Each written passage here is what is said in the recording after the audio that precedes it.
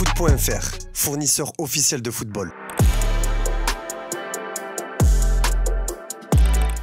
Salut à toutes et à tous et bienvenue dans ce premier JT Foot Mercato de la semaine. Le Real Madrid lance une nouvelle ère avec l'intronisation de Xabi Alonso en tant que nouvel entraîneur.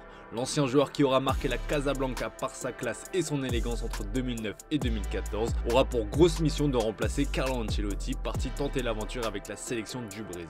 L'Espagnol attendu au tournant a été présenté à la presse ce lundi. Dans la foulée de la signature de son contrat qui le lie désormais au Madrilène jusqu'en 2028, Xabi Alonso a exposé sa vision sur le projet qu'il souhaite mettre en place à Madrid. Il a aussi et bien évidemment été questionné sur la gestion de la BMVR, Bellingham, Mbappé, Vinicius Junior, Rodrigo. Es una suerte que tengamos jugadores de ese nivel, ¿no?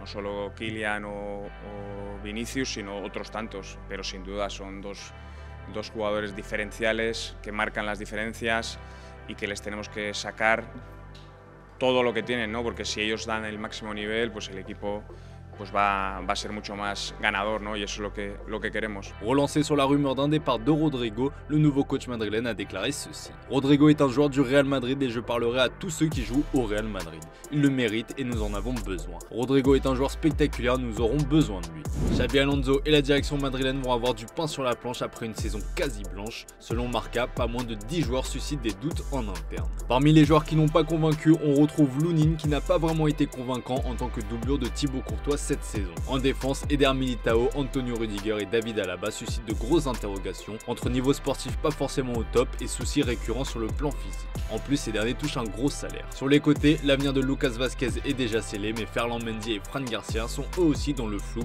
surtout avec la future arrivée d'Alvaro Carreras à gauche. Au milieu de terrain, il y a plus de certitude avec des joueurs comme Tchouaméni, Federico Valverde et Arda Güler qui sont intouchables. Dani Ceballos devrait a priori rester. Ce n'est en revanche pas le cas d'Eduardo Camavinga qui a été en dessous de son niveau pour les décideurs madrilènes. Dans le secteur offensif, Vinicius et Rodrigo ont aussi surpris négativement les dirigeants du club. Le premier va rester mais le deuxième a des chances de partir avec de gros prétendants en Angleterre. Quant à Hendrik, il ne fait pas l'unanimité et pourrait aussi prendre la porte s'il n'élève pas son niveau de jeu. Bon, s'il y a bien un joueur qui est intouchable dans l'effectif du Real Madrid, c'est bien Kylian Mbappé. Le français a d'ailleurs remporté le premier soulier d'or de sa carrière. C'est aussi l'occasion de vous communiquer le classement final des top buteurs européens. Le serial buteur suédois Victor Gyökeres termine en tête avec 39 buts inscrits sous le maillot du Sporting Lisbonne. Il devance le numéro 9 du Real Madrid qui a fini la saison en boulet de canon avec 31 buts en Liga en 34 matchs. Mohamed Salah termine sur la dernière marche du podium avec 29 réalisations. Et une question nous vient tout de suite à l'esprit quand on le voit, comment Mbappé a-t-il pu remporter ce soulier d'or avec 8 buts de moins que Gyökeres? La réponse est simple, le soulier d'or se base sur un système de points déterminé par le nombre de buts et un coefficient attribué selon la difficulté estimée du championnat. Évoluant au Portugal dans un championnat jugé plus facile, Gyökeres est donc pénalisé par un facteur de difficulté plus faible qui est de 1,5 contre 2 pour Mbappé et Salah. Malgré ses 39 buts, le Suédois termine donc deuxième avec 58,5 points contre 62 pour le Kings. Victor Gyökeres va donc devoir quitter le Sporting pour pouvoir lutter à armes égales avec les autres buteurs européens. Ça tombe bien, l'attaquant de 26 ans a obtenu un bon de sortie selon Sky Sport. Le Sporting réclamerait 70 millions d'euros pour le laisser partir, soit moins que sa clause libératoire fixée à 100 millions d'euros. Si les prétendants sont nombreux, le principal intéressé s'est montré mystérieux au sujet de son avenir. On verra bien, c'est difficile à dire, on ne sait jamais ce qui va se passer cet été. Pour moi, dire autre chose est impossible. Relancé au sujet de l'intérêt très fort d'Arsenal pour lui, le Suédois est resté flou. Je n'en ai aucune idée, j'étais concentré sur ces matchs, je ne voulais penser à rien d'autre. Si quelque chose est vrai, on verra bien cet été. Même sans savoir si c'est la fin ici ou pas, c'est fantastique de gagner la finale, a-t-il déclaré. Un dossier qui sera assurément à suivre de près cet été. En Angleterre, Manchester United se prépare à vivre une petite révolution. Sans Coupe d'Europe la saison prochaine, les Red Devils vont devoir trouver comment attirer du beau monde. Ça passera évidemment par des gros chèques. Si le propriétaire Sir Jim Ratcliffe est prêt à investir, il compte gonfler l'enveloppe mercato en vendant des gros actifs. Bruno Fernandes est candidat à un départ, lui qui est annoncé en Arabie Saoudite. Le Portugais a expliqué que ce sera au club de trancher et qu'il se pliera aux décisions en haut lieu. Mais selon The Sun, la majorité du vestiaire de Manchester aurait supplié Bruno Fernandes de rester au club, malgré des offres stratosphériques en provenance du Moyen-Orient. En attendant, le milieu de 30 ans a été sélectionné par Ruben Amorim pour les 2 matchs amicaux qui auront lieu à Hong Kong cet été. En conflit avec son entraîneur, Alejandro Garnacho a aussi été retenu. Un indice sur son avenir, et bien seul l'avenir nous le dira. On fait le point dans le dossier Florian Wirtz, annoncé comme le grand favori à sa signature, le Bayern Munich s'est fait doubler par Liverpool. Comme nous vous l'indiquions, le milieu offensif du Bayer Leverkusen a décidé de rejoindre les Reds. D'après les infos de Bild, c'est Hans-Joachim Wirtz, le père et conseiller de Florian, qui a informé Eberl par téléphone de la décision. Selon le journaliste Fabrizio Romano, une offre de 100 millions d'euros a été envoyée au club allemand. Face à cette déconvenue, le Bayern Munich a activé le plan B qui se nomme Eberechi Eze. The Mirror précise ainsi que le club munichois devrait être en mesure d'activer la clause libératoire du joueur de 26 ans à la fin de saison, à savoir 60 millions de livres sterling, plus 8 millions d'euros supplémentaires en ajout potentiel, soit un peu plus de 80 millions d'euros pour le coût total de l'opération. Pour conclure ce dossier, le board munichois compte notamment sur ses relations solides avec Crystal Palace. Eze retrouverait en Bavière un certain Michael Olise. Sacré champion d'Italie avec Naples, Antonio Conte est déjà sur le départ. Le coach est courtisé par son ancien club de la Juventus qui va tout faire pour le shipper. La Juventus est prête à ignorer la clause de prolongation automatique d'Igor Tudor, quitte à lui verser un dédommagement. La vieille dame est convaincue de pouvoir retrouver les sommets avec Conte qui avait lancé la série de 9 championnats d'affilée remportés par la Juve.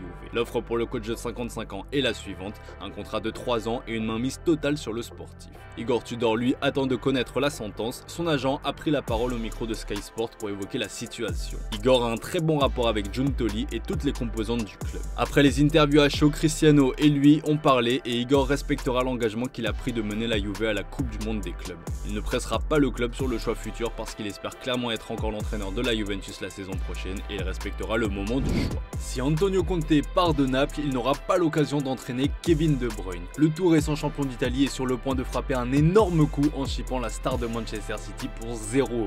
Au micro de TG Sport ce lundi, le président Aurelio De Laurentiis a lâché ceci. Est-ce que De Bruyne soulèvera aussi la coupe? Probablement oui. Je sais qu'il a déjà dû acheter une belle villa. Ce matin, j'ai pris contact avec lui, sa femme et son fils et c'était magnifique. Un trio familial fantastique. Clairement, il fait bon d'être supporter de Naples en ce moment. La valse des entraîneurs a démarré en Italie et pourrait se poursuivre avec Cesc Fabregas qui est courtisé par l'AS Roma. L'Espagnol sort d'une très belle saison avec Com, avec qui il a terminé à la 10e place de Serie A pour sa première saison en D1. Le Catalan a instauré un style de jeu principalement basé sur la possession et les transitions rapides, ce qui a impressionné les dirigeants de la Louve qui cherchent un remplaçant à Claudio Ranieri. Selon la Repubblica, Fabregas est vu comme le remplaçant idéal. Com peut trembler.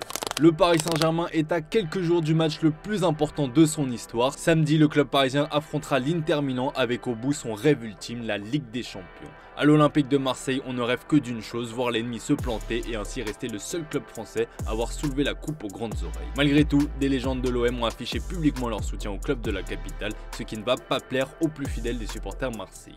Buteur lors du sacre en Ligue des Champions en 1993 face à l'AC Milan, Basile Boli a déclaré ceci au micro de France Télévisions. Ce match, je vais le regarder comme tout le monde. C'est vrai que mon cœur reste bleu et blanc, mais je suis derrière le Paris Saint-Germain parce que représenter la France est quelque chose d'important pour moi. Une déclaration surprenante de la part de Boli qui occupe le rôle d'ambassadeur de l'OM depuis 2015. Présent au Grand Prix de Monaco ce week-end et interrogé à ce sujet, Zinedine Zidane a assuré qu'il va falloir que l'équipe française gagne, donc Paris. C'était attendu, c'est désormais officiel. Après le départ de Xabi Alonso, nouveau coach du Real Madrid, le Bayer Leverkusen a officialisé ce lundi l'arrivée d'Erik ten Hag sur son banc. Le néerlandais de 55 ans a signé un contrat avec le club allemand jusqu'au 30 juin 2027, précise le communiqué. Manchester United annonce 3 départs. Victor Lindelof, Christian Eriksen et Johnny Evans ont reçu une cérémonie d'adieu à l'occasion du dernier match de la saison ce week-end face à Aston Villa. En fin de contrat, ces derniers ne seront pas conservés cet été. Tout le monde à United remercie Victor, Johnny et Christian pour leur contribution pendant leur séjour à Old Trafford et leur souhaite bonne chance pour l'avenir, déclare le club dans un communiqué.